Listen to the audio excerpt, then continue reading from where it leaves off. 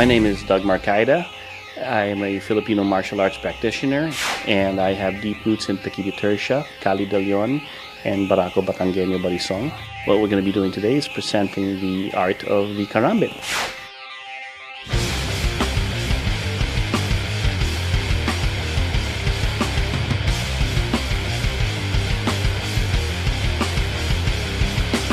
I got started with initially with Omar Hakim when I saw Pequiti Tercia. I learned the other facets of Pequiti through Bill McGrath and Tom Bizio before graduating on to Grand Tuhon Leo Gahe, the head of the system. I also have roots with Cali de Leon under Master Guru Jun de Leon, and the Barako Batangueño, which is not really a system but more of a philosophy of training, through Tito Jun Saludo. And these are the three main Holy Trinity, I call them, of my teachers.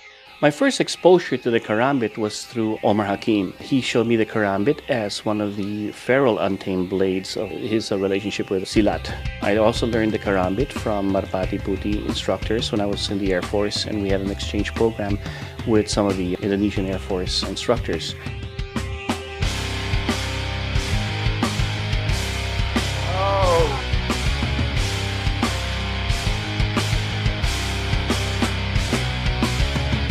Most martial arts styles that I've seen use the karambit are from Southeast Asia. The countries of Indonesia and Malaysia practice silat. In the Philippines, the karambit is called as sanggot, or used as a farming tool rather than a particular weapon. But when introduced to me by my teachers, we started looking at the karambit as a curved weapon blade. So it really complements the Filipino martial arts in terms of the knife as a curved blade with the different attributes of controlling because of the curve, but you still have the puncturing, you still have the lacerating, you still have the impact use of the karambit. When you capture, to cut. See? Cut. It's the sharpness of that, right? The design of the karambit is once again made to mimic the claws or the tooth of some animals. It has the ability to control and hook into its prey.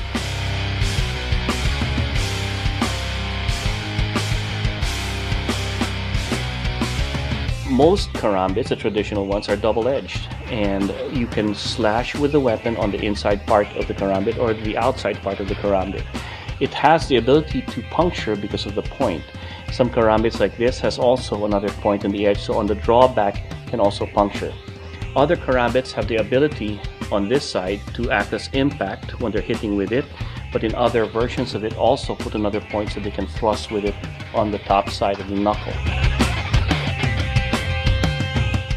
So the karambits are very versatile in its use, and in modern day use you will find that the karambit has been transferred from a fixed blade into what they have now as a folder version of the karambit, where the karambit can be kept legal in use by the ability to have it folded, ease of carry. It stays legal because it is not double-edged. In this particular model here that we're using here, that we're presenting. So this is the modern use of the karambit as you can find nowadays as a folder. One of the features of the karambit is that it does have its finger ring in here. And a lot of people believe that in times of stress, the hands may open up and drop the blades. So in straight blades, the ability of that is missing. Whereas in the karambit, you have that.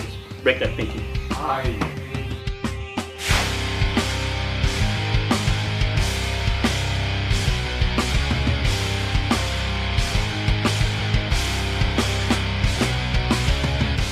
One thing you want to try to, he catches it. Punch here. Blade goes underneath. Shoot it in and down. Come up. Ha. Most of the students I train are civilian practitioners of the art, but I do have a lot of law enforcement personnel, military guys that come to us. Most of the blades that are used for law enforcement are used as a backup. We always go to the primary weapon when the lethal use of force is allowed. The primary is always the firearm. Let's say they're not able to get to the firearm, they use the karambit, and when it opens, they can just cut away so that they can back to their regular gun. I can control. Just the pressure on there, see that? Wrist lock. So it's like a half a handcuff, right?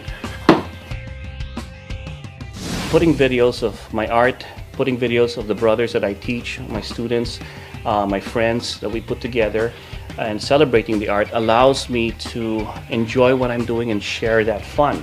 Putting that video together really is for my sons. I have 3 sons that really enjoy it. They think it's something special when I spend time away from them, and to do this, they get a chance to see this and see what their dad's up to.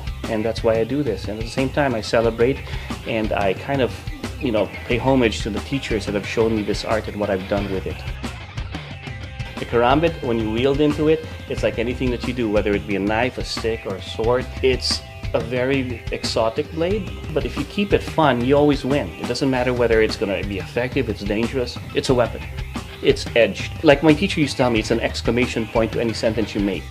So if you have a good empty hand system, you put a karambit in there, that's your exclamation point.